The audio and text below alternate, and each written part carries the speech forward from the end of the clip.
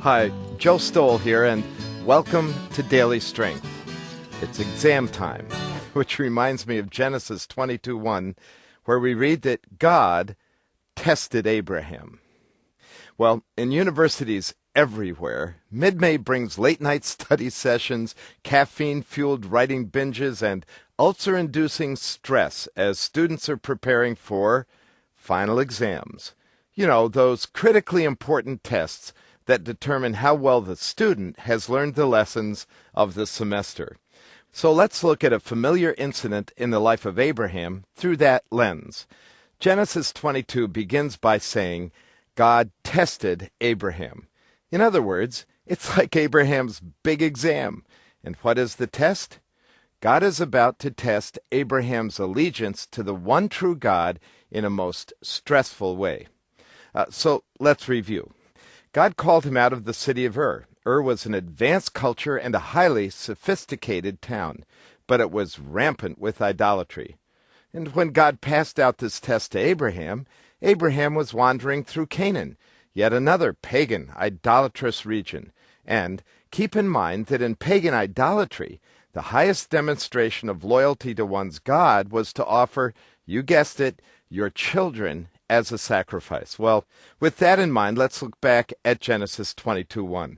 Actually, the text says that it is the God who tests Abraham. This is in contrast to those lifeless forms of wood and stone that were the idols of the pagan Canaanites. And it is the one true God that comes to Abraham and gives him this test. And here is the test.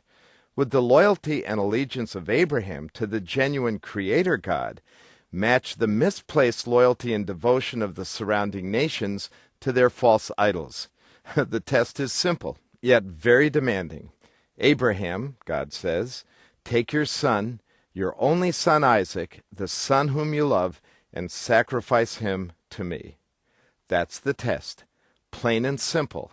A pass-fail exam with no room for grading on the curve. And if Abraham obeys, demonstrating his allegiance, loyalty, and trust to the promises of God, he passes the test. If he refuses, he retains control over his son's destiny, but fails to demonstrate his commitment to following God no matter what the cost. Well, we all know the rest of the story, don't we? In fact, it's amplified and explained beautifully in the book of Hebrews, where the writer explains that Abraham, get this, by faith obeyed, reckoning that even if Isaac were killed, that God would raise him from the dead. So what does Abraham's test have to do with you and me? Well, while God won't ask you to literally sacrifice a child on an altar, he does often require things in your life and mine that we may feel are precious to us. Think about it. Isaac was God's gift to Abraham. All of God's promises were wrapped up in that miracle child. How easy it would have been for Abraham to love Isaac more than he loved God, or, to put it another way, to love the gift more than the giver. The test may be the same for you. God always wants to know that nothing in your life is more important, more valuable than your relationship to him. It may even be a sinful pattern that for some reason provides temporary kicks, comfort, or even security. And here's the test. Do you love him more than you love the sin in your life?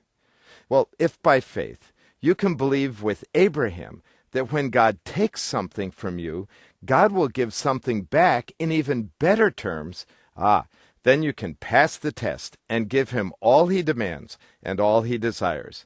Whether it's your money, your possessions, your career, your dreams, or even your children to his service, everything we give to him is an opportunity to pass the test and in worship prove to him that nothing in our lives is of greater value than his friendship and fellowship. So, as you face the tests of this week, know that your tester loves you deeply and is ready to help you pass, like Abraham, with flying colors.